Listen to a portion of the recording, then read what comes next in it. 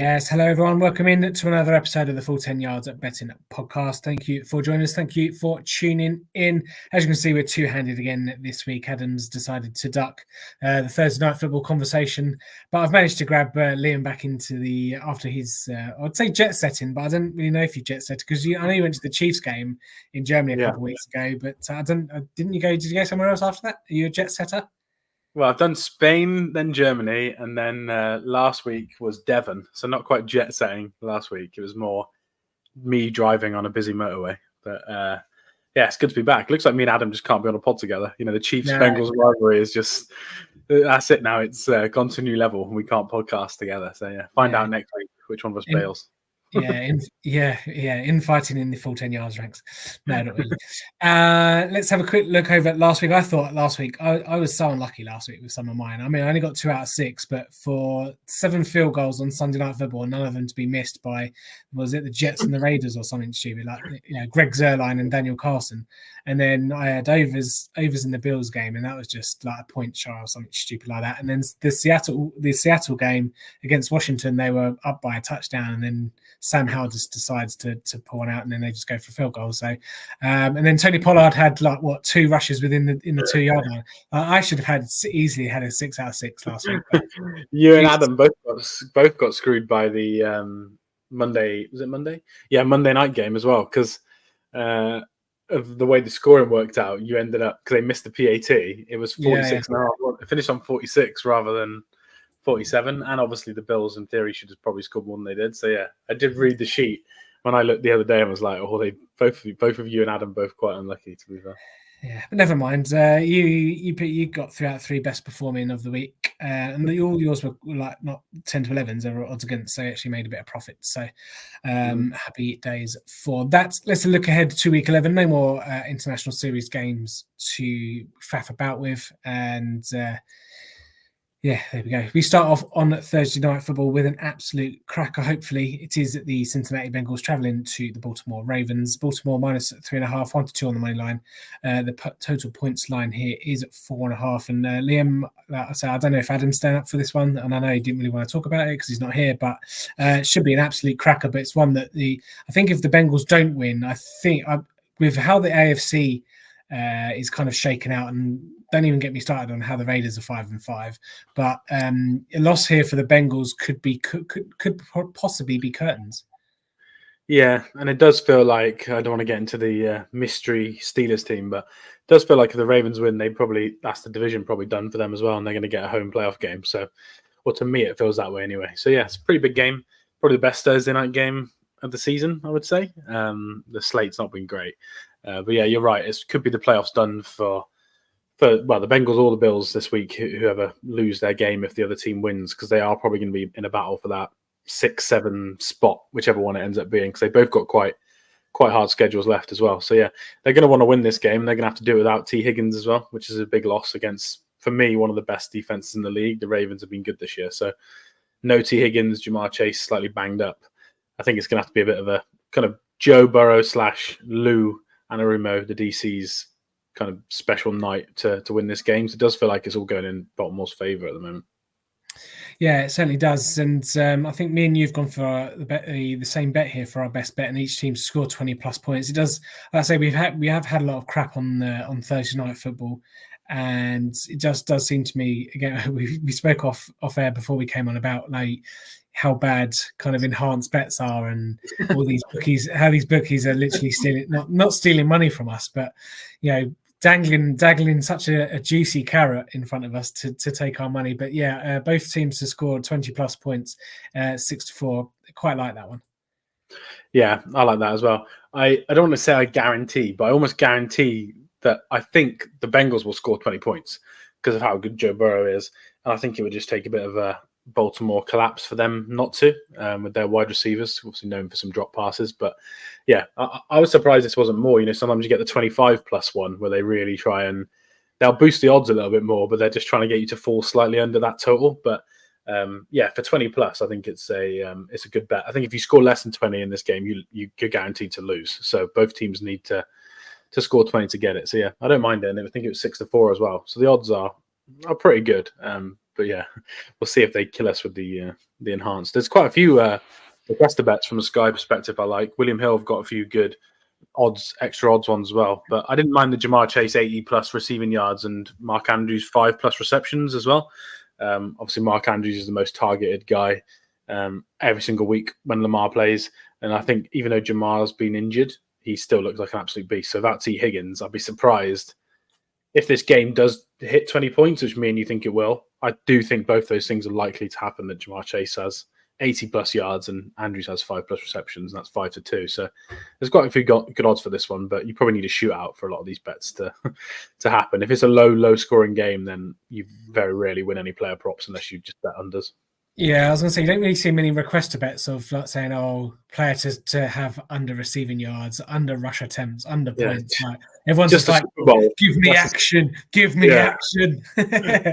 Super Bowl is the only time I feel like, where you see the not to throw a passing touchdown or not to do this when they've got millions of requests. But yeah, you are right. Most of them are positives. But yeah, there's some interesting ones for this game, and hopefully we get a good one, because the last few Thursday nights have been awful. So. Yeah, and of course we do have 3 games next week, being Thanksgiving, so maybe we'll find one good game out of all of that. Yeah, but Adam has copped out and said that the his best bet was Ravens by 6+ points is 23-20. So that shows you what he thinks. And if he were here, we would make him talk about it for 5 minutes. But alas, we'll get him on next week's pod. But yeah, as you say, should be a decent game. Obviously, two big rivals, divisional game. It's not it's a de facto playoff game, I suppose, for the Bengals, if you like. But I mean, again, with the 3.5 line, if you can pay it down to get to 3, I would do if you're a Ravens backer, especially, Justin. How many times has Justin Tucker had games where he's like scored, he's made 4 or 5, maybe even 6 field goals, and wouldn't surprise me if he racks up. I don't know what his kicking points are, but his kicking points probably, if it's 6.5, I'd probably go over on that, to be honest. I'll have a quick look at that when I get the chance. Sunday night football, bit of a sneaky one. This one, especially considering how the Broncos have miraculously turned it around over the last couple of weeks. They are 2.5-point favourites against the Josh Dobbs Minnesota Vikings. Denver at home, obviously 8-11 on the money line. Over under here is 42.5. Interesting game, this one. This was the one I kind of toed and froed a little bit on, because I can't quite believe that the Denver are doing what they're doing, and I'm not quite sure what to attribute Monday Night Football for. But obviously, they're on a shorter week, or they are at home. But Josh Dobbs, one of the better storylines, or one of the kind of heartwarming storylines of the season. Obviously from Arizona to Minnesota, right into the baptism of fire, and he's coming up smelling the roses at the moment. But how do you, Denver defense is pretty decent. How do you see this one shaking out?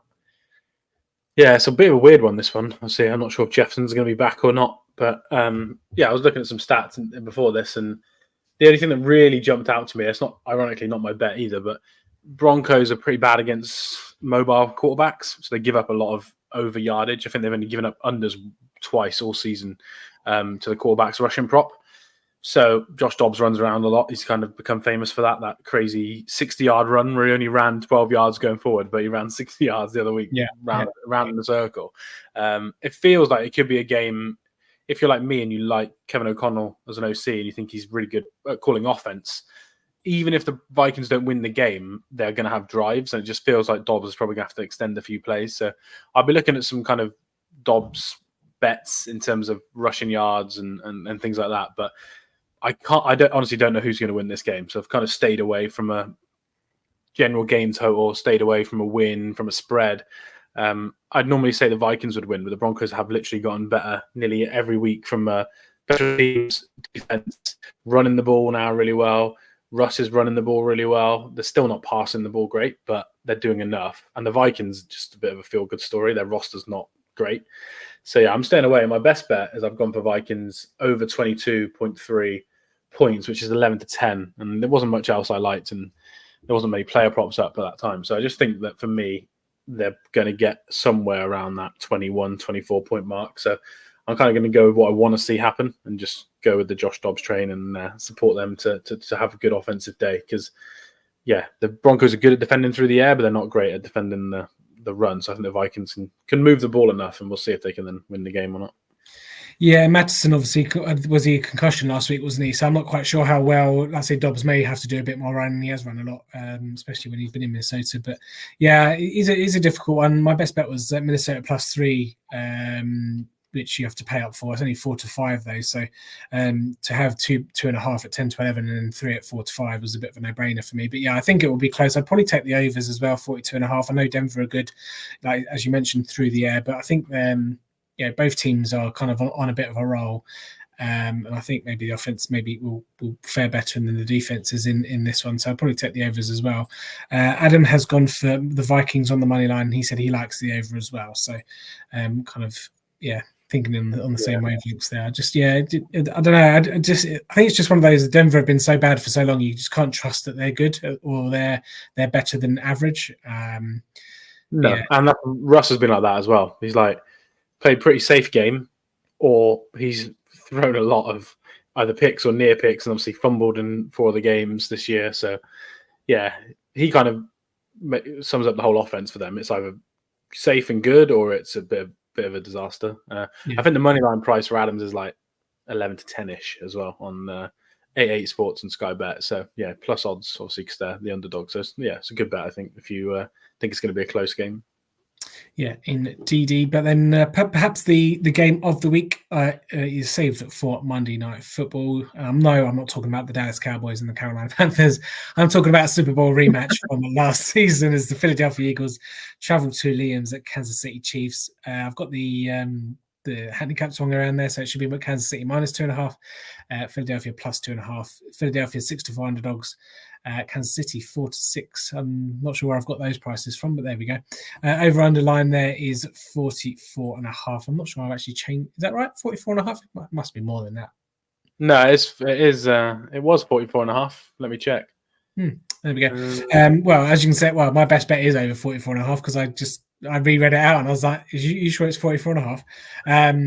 This is just going to be one of those. I think it's going to be one of those games. Yes, you've got 2 good defenses, but I think it's that kind of game like the Super Bowl where it doesn't really matter. The offenses are just going to find a way to score points, whether it be field goals and predominantly touchdowns. So over 44.5 was a pretty easy one for me. Obviously, you're a Chiefs fan. Did you enjoy the international game, and what do you think of this game? Yeah, I did enjoy. Did I enjoy the international game? I enjoyed the experience. The second half was very frustrating. Been a Chiefs fan, but it's pretty cool. My seats were right by like where Mahomes warmed up and stuff. So for me, that's like a dream experience. So yeah, it was cool.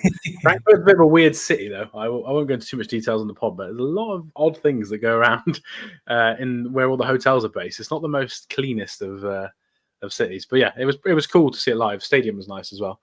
But yeah, for this game, I'm with you that I would go the over. I think they're begging you to take the under because of how good the Chiefs defense unexpectedly is for most people and how good the Eagles defense has been for like 3-4 years. Whereas if you actually look at the numbers, Eagles defense is pretty bad against the pass. So if there is a game that's going to be high scoring when both teams are off a bye, it's a big game, island game. It's not an AFC or an NFC game for seeding. So I think teams are going to be more likely to be a bit more risky than if it was Eagles, Cowboys, or Chiefs, Bengals. They're much more likely to go for things and be a bit more aggressive. So, I agree. I think it will go over.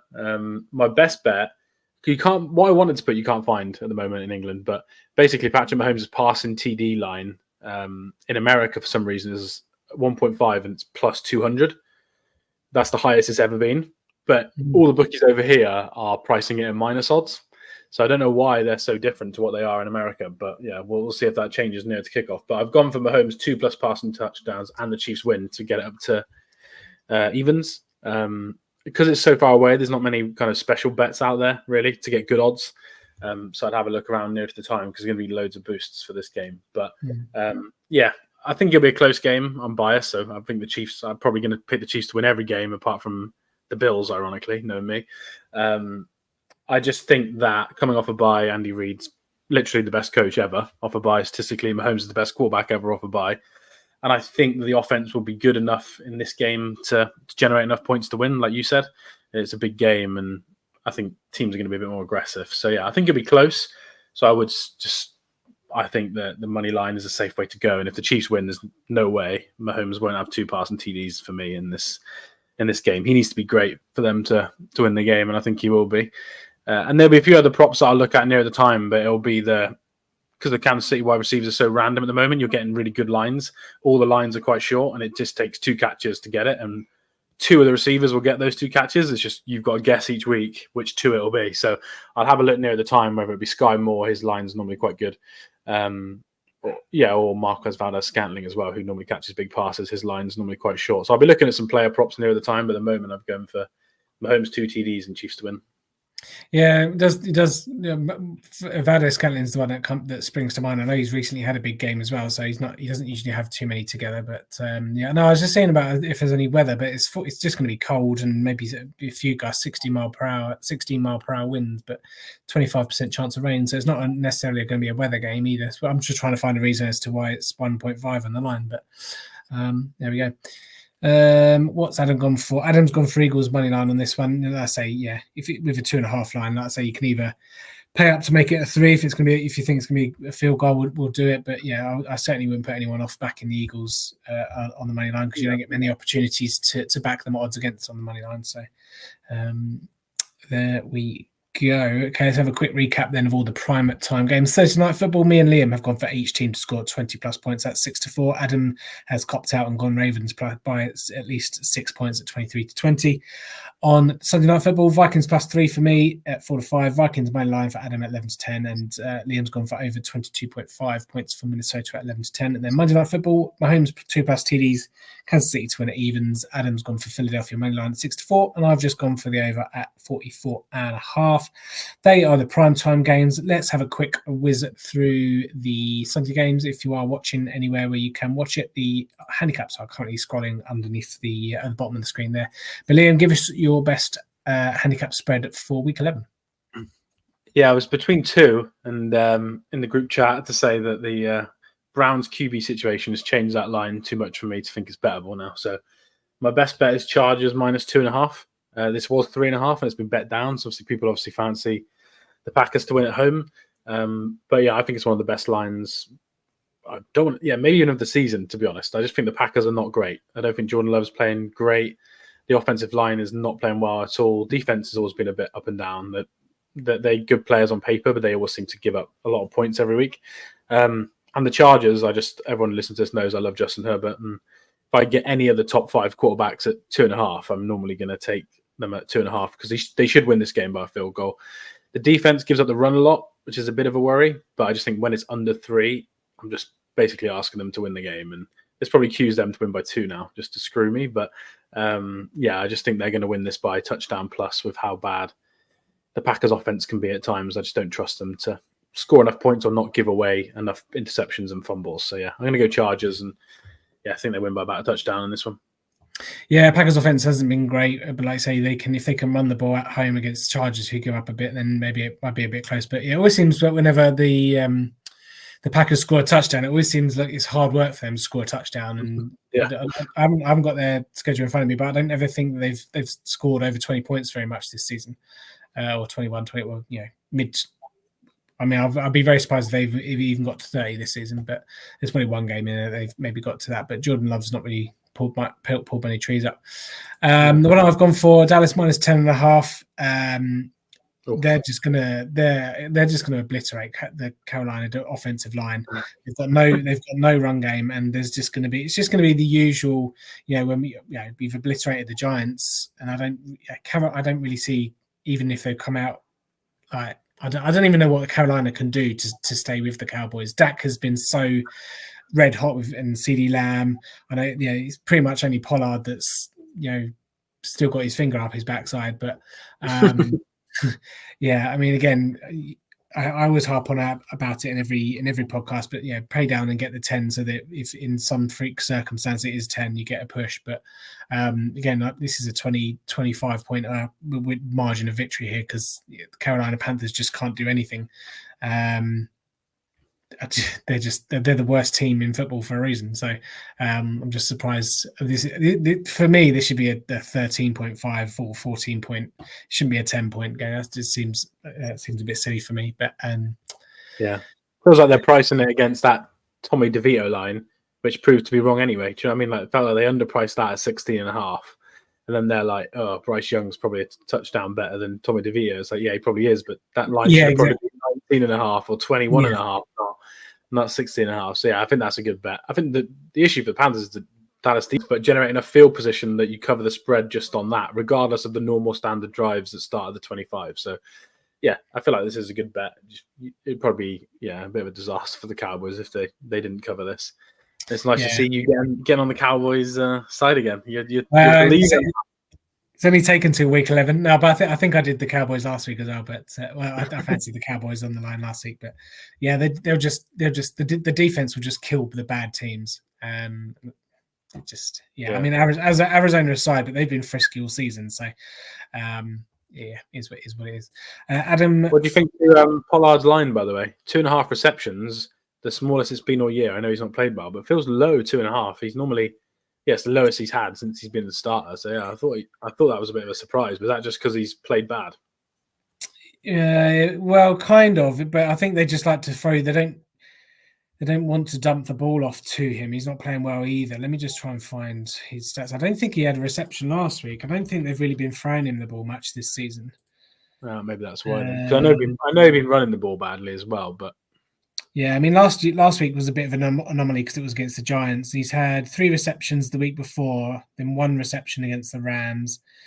Yeah, I mean, over 2.5, he would have done that 75-80% of the rest of the games this season. But yeah, it just they don't seem to be. He's not playing well, and they don't need to dump it off to him. Because CeeDee Lamb's just open. So, I mean, you could do just because statistically he's done it more times than he hasn't this season. So, wouldn't put you off it. But or you could bet Lamb 175 yards, whatever he's going to get again. That stupid streak going. But. Yeah, mental. So was it 10 receptions and 150 yards in 3 straight? Yeah. Yeah. Lovely stuff for PPR fantasy football. Adam has gone for Dolphins minus 13.5. I believe that's against the Vegas Raiders, and they're at home as well. Don't mind that at all. It's just obviously a big line. They should do it if it's Aiden O'Connell up against them away in Miami. I'd probably bet them to score by 2 touchdowns coming off a bye as well. So.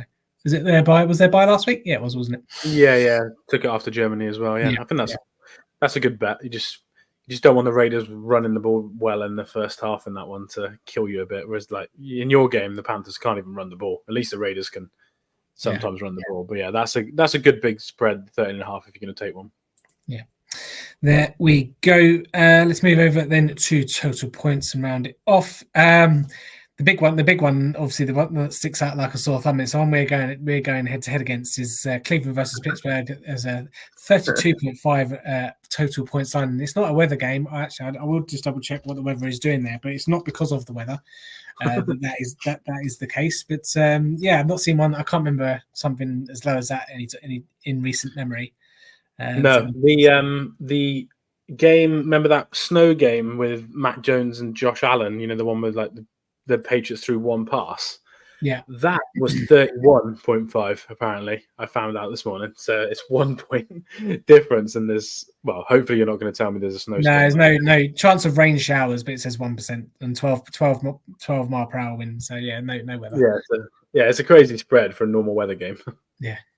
I mean, I've gone under, you've gone over. So give the case for over. If I'm completely honest, totals I've been up and down all year. It's been hit one week, not hit the other. So I've not really been confident with my numbers, and a lot of them are in that middle ground of they're above 44.5 and they're below 48.5 this week. So there's not much I liked. So yeah, this one stuck out because I think for me the Browns are a run first team. So I still think they're going to score double digits. I'll say to be confident. And the Steelers offense, as much as I hate it and don't like Pickett, has actually played much better in the last 3 weeks. So for me, I think that the game goes over 32.5 just because I think the total is just too low. It dropped from 30. I had them over before the quarterback change. So it was 36.5 before. It's dropped by 4 points. And I just think with the amount they run the ball, as long as they don't turn the ball over too much, then I think that the Browns will score enough points for it to be okay. And if they do turn it over, the Steelers could score. So yeah, for me, I just think the total is just too low. And I don't like Sean Watson, so I don't really care who's playing quarterback. I don't think he's played that well. So yeah, Whereas you're just going to tell me how bad DTR and Matt Canada No, are. yeah, well, no. So the quarterbacks are bad, right? But both teams are going to run the ball. The Pittsburgh Steelers' offensive line has been dominant, and like Jalen Morrow and even Najee Harris is looking, competent, now, yeah. competent at running back. And they say the Cleveland Browns' offense, when Deshaun Watson's not been there, it will just go through the run game anyway. So if you're going to get teams that are going to be able to get first downs, I don't see that kind of big play rushing gains in this game. So you're going to get the clock continuing to run. You're going to get, long, 10, 12, 15 play drives if they're successful in running the ball, getting the first down. So, and then, when you run the ball as much as I think this game will have, you could have 9 plays, 4 minutes off the clock, and they get to midfield, and then they get stopped and they have to punt. And things like that. So yes, it is 32.5, but again, it comes back to this. I just don't see both teams scoring 2 touchdowns and then maybe the odd field goal and stuff. So I mean, I've always. How low would it have to be for you not to have picked this out of interest? Like, what was the number, do you reckon? If this said 29.5, would you still have gone under? If it was 29.5, I would probably stay away. Yeah, stay away. 27.5, I'd be comfortable with going over. Okay, I like the range there. But yeah, I do agree with you that it's going to go quick. I just think that the bad quarterbackness could actually help the total with short fields and absolutely. But if you're gonna just run or like do really short passing game stuff and then just punt the ball anyway, I don't necessarily think they're going to tell. Well, if DTR chucks the ball any further than 10 yards down the field, it'll be interception anyway. And then if Kenny Pickett decides to throw the ball, it's the Cleveland defense, and they'll just they'll sack, strip, fumble, and you may get. That's the only thing with low scores is you can get some freaky defensive touchdowns potentially that just kill you, and they probably will do in this game. Yeah. But again, it's a divisional game, so like you mentioned there about not taking chances, I think they'll just fill each other out for a quarter, maybe even a half, and just run the ball a little bit and do some short passes, like some out slants and whatever stupid Calvin Austin jet sweep type things and crap like that. It'd be on the low side for me. Let's see what Adam's gone for. Adam's gone for under in the New York Giants Washington game at 37 as well. Don't necessarily mind that too much. The Giants aren't going to be doing much. It just depends if Saquon Barkley has a day, doesn't it? Really? Yeah, well, yeah. With that quarterback, I think that's a good under. My other option was this game. My only worry is the Giants' defense has been really bad as well. Like, it's not them that's playing quarterback, so for them to give up the points they're giving up. My only worry is if, Washington go and score 30 points themselves and you lose this. But looking at it, for me, this is my second favourite because when you've got a quarterback that is that bad, that is probably the worst maybe that I've seen play in the last 4 or 5 years. At least play more than one game. I think the under is pretty smart in that one as well.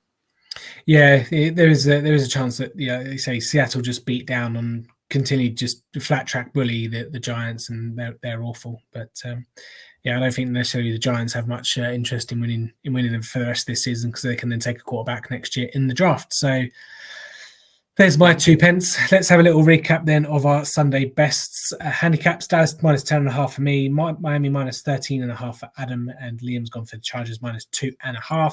Total points, me and Liam have gone under and over respectively on the Cleveland-Pittsburgh game. So one person will be, at least we'll have one winner in the total points column for next week. And then Adam's gone under 37.5 Washington, New York Giants.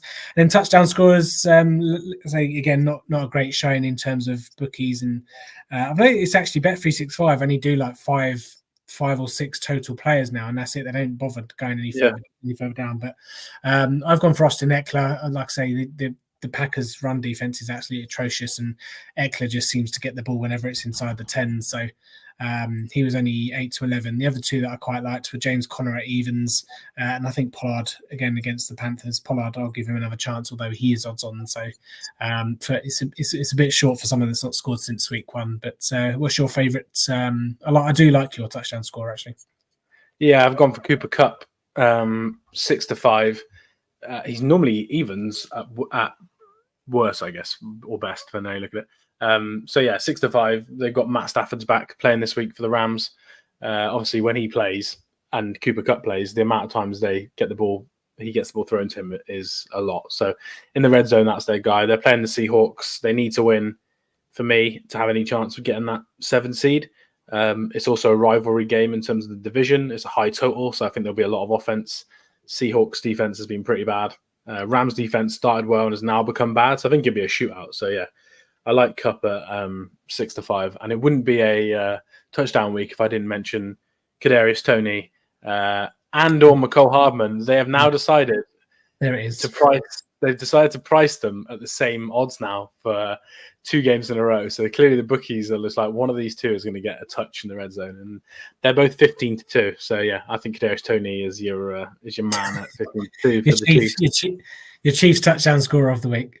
Exactly, and Jamar Chase I don't mind as well. He is odds on, but I like his touchdown score for tonight, and I actually like his receptions at 7.5. I forgot to mention that earlier. So yeah, Chase at 7.5 receptions.